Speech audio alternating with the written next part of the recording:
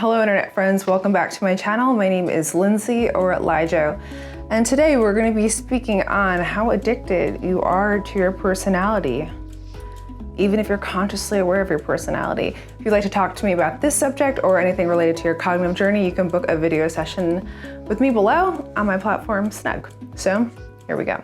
So recently I've been processing my own unconscious addiction to my savior functions. Now, while this is something that Jung talks about at length, using his own verbiage, of course, and is something that I know full well, having studied type, I have really been processing the word addiction as it relates to personality on a new level. So before we start talking about functions and the human needs, what I first want to look at is the word addiction and the process of addictive thinking. Because many of you out there are aware of your type, you're aware of the things that you need to bring balance to.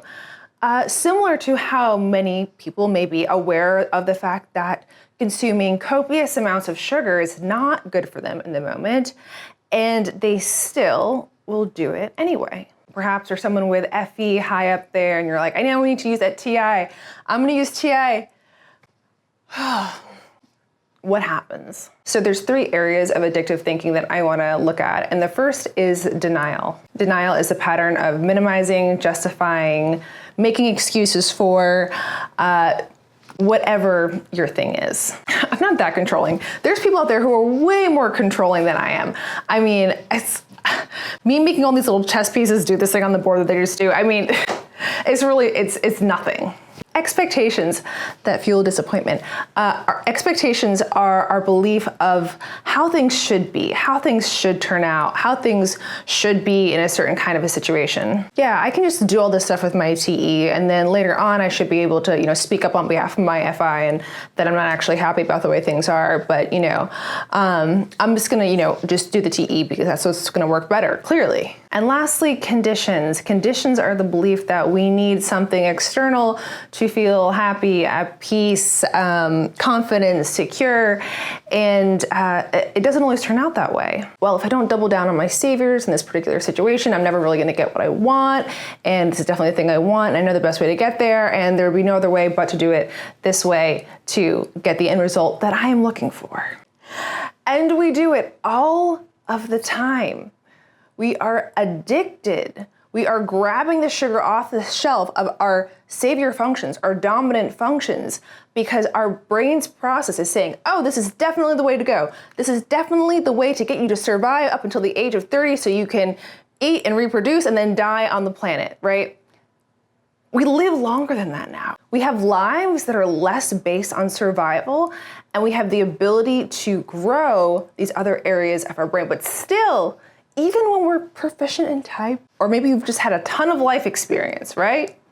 You know the areas that you need to focus on, but still, without thinking about it, without knowing, in those addictive type thinking patterns, I was talking about it, but the thing is in our brains, it's happening as a default all day long. And something beneficial we can do is bring a more specified level of awareness to the areas that our type is more likely to double down on these addictive types of thinking patterns and give us some space to choose the other way. Like, I get it, you're addicted to sugar, just like everyone else here is, but if you know that you're specifically addicted to Skittles, well, it's gonna help when you see those Skittles in the room. You're gonna now know which direction not to walk.